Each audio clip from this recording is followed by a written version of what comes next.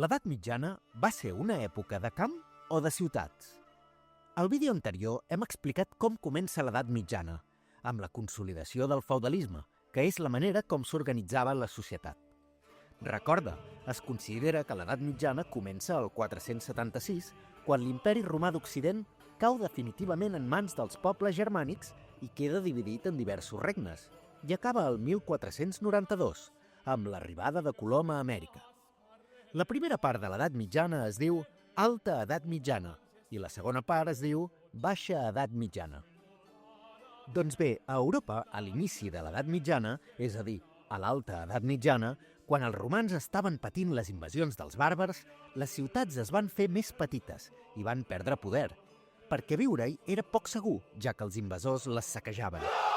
Moltes persones van abandonar les ciutats i es van establir en zones rurals més segures, sovint al voltant de fortificacions o assentaments protegits. Però a partir de la baixa edat mitjana, les ciutats van ressorgir i es van fer molt més grans. Per què va passar? Per una banda, perquè en moltes zones ja hi havia menys perill d'invasions, i per l'altra, perquè va augmentar molt la producció agrària, és a dir, es produïa molt d'aliment que es podia anar a intercanviar a les ciutats, als mercats de les ciutats. Expliquem-ho millor. Però un moment. Abans de continuar amb la nostra història, us volíem demanar que si us està agradant aquest vídeo, li feu like, us subscriviu al canal, activeu les notificacions i que el compartiu amb algú a qui creieu que també li pot agradar o li pot ser útil. Així podrem continuar fent vídeos gratuïts com aquest, així com els Blookets i els Kahoots que trobareu a la descripció de cada vídeo per jugar practicant amb els continguts. I ara sí, continuem amb la nostra història. Per què va millorar tant la producció agrària a partir del segle XI? La millora de l'agricultura es va produir per diversos factors.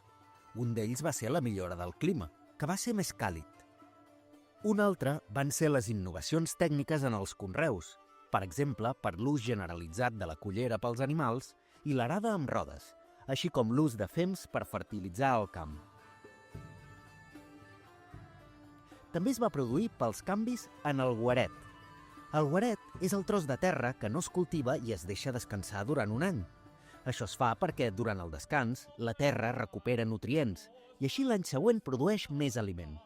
Al principi, el guaret, és a dir, la part que no es cultiva, era la meitat del total de la terra, però a partir d'un determinat moment es va passar a fer més petit, amb només un terç de la terra. Per tant, el guaret passa a ser de rotació triennal. Així, sempre hi havia més tros de terra que es cultivava cada any. Tots aquests canvis van fer que la terra passés a donar molt més aliment. A més, es va generalitzar l'ús dels molins de vent i els hidràulics, que facilitaven moldre el gra. Tot plegat va suposar un augment de la productivitat.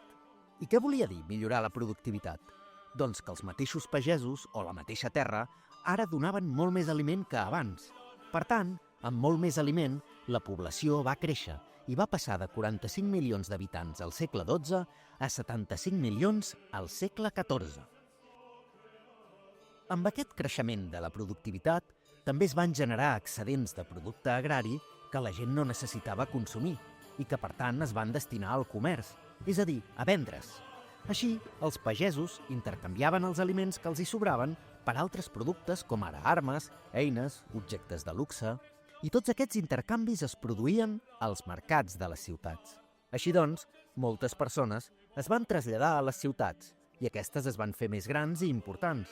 La vida urbana es va revitalitzar i molts llogarets i poblets es van transformar en centres comercials. Els artesans, els comerciants i els pagesos que buscaven altres feines que no fossin al camp van anar-se'n a les ciutats. Es van haver de construir nous nuclis urbans emmurallats anomenats burgs. I és per això que la nova classe social benestant que s'hi va consolidar, com comerciants o mestres artesans, es diu burgesia.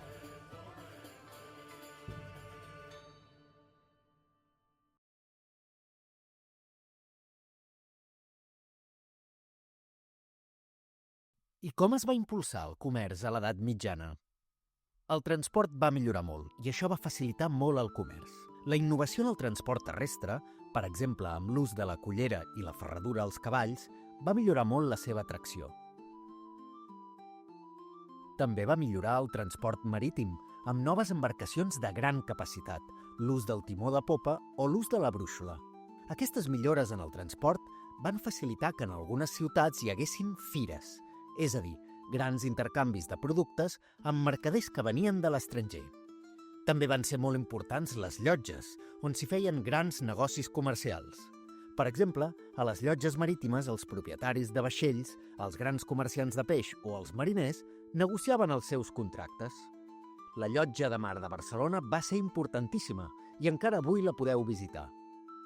A més del transport, també hi va haver moltes innovacions en els mètodes del comerç.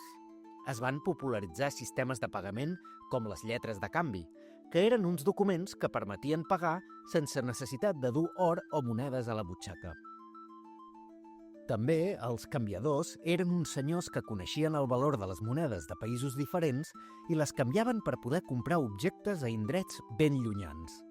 A la vegada, petites societats o persones van començar a deixar diners en forma de crèdits per pagar els costos de les expedicions comercials a canvi de cobrar un petit interès. Tot això era el naixement de la banca. Totes aquestes innovacions, juntament amb el final de les invasions vikingues i que, per tant, viatjar fos més segur, va facilitar enormement els intercanvis i va fer créixer tant el comerç de proximitat com de mitja distància en fires cada vegada més grans i també rutes comercials de llarga distància que arribaven fins a l'Extrem Orient i l'Àfrica. El comerç era especialment fort al nord d'Itàlia i als Països Baixos, pels seus ports al Mediterrani i a l'Atlàntic. Ports com Venècia, Anvers, Gènova, Marsella i Barcelona van esdevenir punts centrals per a l'expansió comercial, especialment després de la fi de les invasions vikingues i l'estabilitat aconseguida amb les croades, que havien creat petits estats cristians que facilitaven el comerç amb l'Orient Mitjà. Com eren les ciutats medievals i qui hi vivia? Les ciutats medievals es construïen prop de vies de comunicació, terres conreables i fonts d'aigua per abastar les necessitats dels habitants i alhora facilitar la sortida i l'entrada de productes. Moltes vegades es construïen al voltant de castells o monestirs que poguessin oferir protecció o aprofitant antigues ciutats romanes. El seu urbanisme era irregular i les muralles protegien els habitants i el comerç. Tenien carrers estrets, sense voreres ni clavegueres, i els principals edificis es situaven al voltant d'una plaça principal o major, on, per exemple, hi havia la catedral, l'Ajuntament, i s'hi celebrava el mercat on els artesans i pagesos intercanviaven els seus productes. Els barris que creixien fora de les muralles s'anomenaven ravals. A la ciutat també s'hi construïa l'hospital, palaus de famílies riques, monestirs de diferents ordes religiosos i en moltes ocasions el call, és a dir, el barri on vivien els jueus. Les ciutats van impulsar el naixement d'una nova classe social benestant, la burgesia, que cada vegada va tenir més influència política. Els burgesos ja no depenien del que produïssin els camps, com els passava als pagesos, sinó de la venda dels seus propis productes. Per exemple, els grans comerciants, mestres artesans o els banquers eren alta burgesia. En canvi, la petita burgesia podien ser-ho artesans o petits comerciants. A més de la burgesia, a la ciutat hi havia la població assalariada, per exemple, els criats dels burgesos, o la població marginada, que no tenia feina i vivia de la caritat. A més d'aquests grups socials, a la ciutat també hi havia molts religiosos, frares, monjos i monges, capellans. Els artesans elaboraven els seus productes d'acord amb les normes que establissin els gremis. Per exemple, el gremi de fusters donava instruccions sobre com havien de treballar tots els fusters, com ara quin sou cobraven, a quines hores treballarien o el preu dels seus productes. I tots els membres del gremi ho havien de complir. Al capdamunt de la jerarquia dels artesans hi havia els mestres, que dirigien la feina dels oficials. Els oficials podien convertir-se en mestre si feien una obra mestra. A baix, els aprenents vivien a casa del mestre i no cobraven per la seva feina. A la casa del mestre, a la planta baixa, hi solia haver el taller i una botiga per vendre els productes. L'alta burgesia o les famílies més riques de la ciutat constituïen l'anomenat patriciat urbà i controlaven el govern de la ciutat, escollint els magistrats o regidors i l'alcalde. I atenció, les ciutats, en temps de guerra, tenien les seves pròpies milícies i no havien de seguir les normes de cap senyor feudal, com passava a l'àmbit rural, ja que la majoria de ciutats complien directament les ordres del rei o la reina i era, per tant, a la monarquia a qui pagaven els seus impostos, no a cap senyor feudal. Així doncs, us preguntareu, qui manava realment a l'època feudal? Ho sabeu? Durant el feudalisme, qui manava? El rei o els senyors feudals? Al principi de l'edat mitjana, és a dir, a l'alta edat mitjana, els monarques van anar perdent el poder total que tenien perquè van cedir-ne una part als nobles. Els reis donaven un tros de terra als nobles anomenats feus, i els nobles es convertien en senyors feudals d'aquell feu que ells podien administrar lliurement. A canvi, els senyors feudals havien d'ajudar militarment al rei quan ho necessités. Trobareu una explicació completa del vassallatge al vídeo anterior.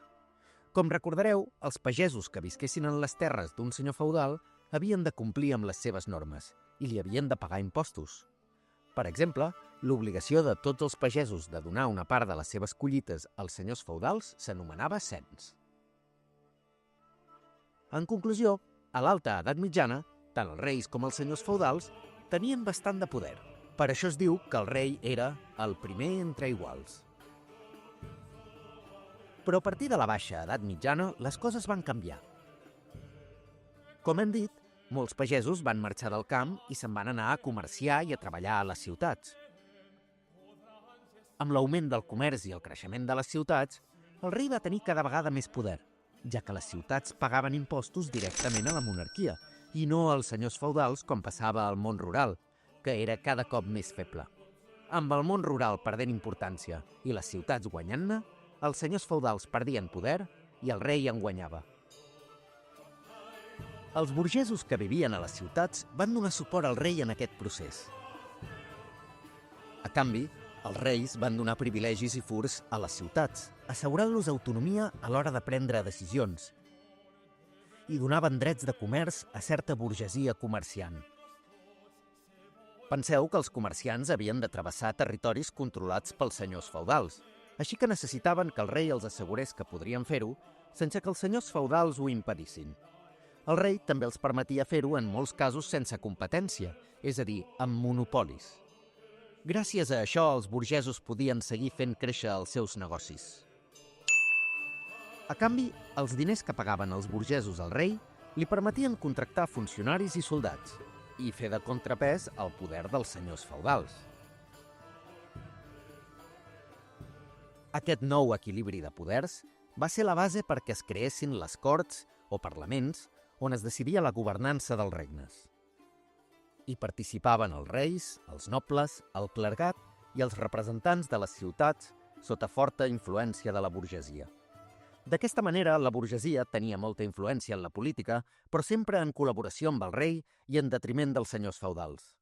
Amb el temps, aquest procés va desembocar en el naixement de les monarquies autoritàries, on el rei concentrava gairebé tot el poder. Però això ja ho veurem més endavant.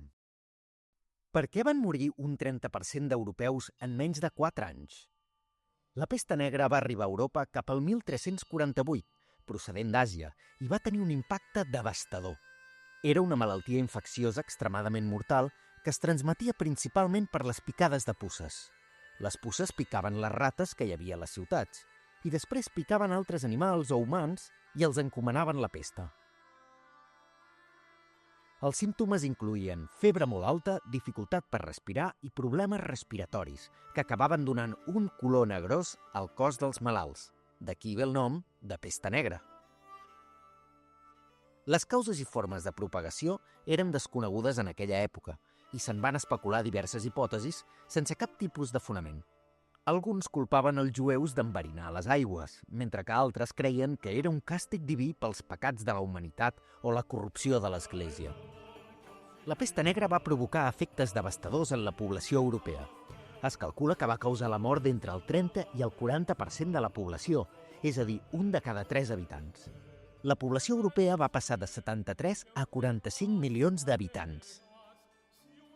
Després del gran brot de 1348-1351, la malaltia va tenir més brots fins al segle XVIII, tot i que menys devastadors. Per què l'Europa medieval entra en crisi? La crisi a Europa al segle XIV per culpa de la pesta va ser terrible. Però no només per la pesta. La crisi també es va agreujar per l'anomenada Petita Edat de Gel, un període de gelades, calamarsa i pluges que van malmetre les collites i van ocasionar fam. I per últim, també hi van haver conflictes com la Guerra dels 100 anys, que va enfrontar Anglaterra i França entre el 1337 i el 1453 i que va ocasionar grans pèrdues humanes i econòmiques. Les males collites per la petita edat de gel i la pesta negra van fer que moltes àrees de conreu quedessin abandonades. Es va reduir la població i faltaven tants jornalers que no hi havia prou menjar per abastar tota la població. I com que tothom volia el poc menjar que hi havia, els jornalers que quedaven ho van aprofitar per demanar salaris més alts. Això va generar moltes tensions socials amb els senyors feudals, que volien mantenir els seus privilegis i limitar la millora de les seves condicions. Fins i tot, els senyors feudals, com que es produïa molt menys menjar, van voler apujar els impostos als pagesos. Es van acabar produint moltes revoltes pageses, com la dels remences a Catalunya al segle XV. A la vegada a les ciutats, amb la mort de tanta gent, va disminuir la demanda de productes i els artesans van aturar la seva producció. Per tant, el comerç es va enfonsar. El preu i l'escassetat d'aliments a les ciutats va generar revoltes urbanes entre els sectors més pobres de la població, que van lluitar per millorar les seves condicions i es van enfrontar a l'anomenat patriciat urbà, que era l'alta burgesia que governava les ciutats i prenia decisions. També, en molts casos, es van assaltar els calls, on hi vivien els jueus, perquè es considerava que acumulaven massa riquesa. Aquests atacs a un grup religiós o ètnic s'anomenen pogroms.